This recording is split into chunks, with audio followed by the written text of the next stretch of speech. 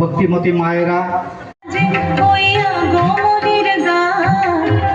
জগৎ জননী মাকে ভক্তিমতী মায়েরা, ভাই ও বোনেরা, সবাইকে আমার আন্তরিক শুভেচ্ছা, অভিনন্দন ও ভালোবাসা।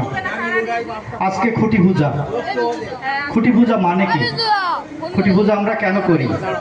ছোট্ট করে বলতে বলছি, দু চার কথা বলি, আমি শেষ করব।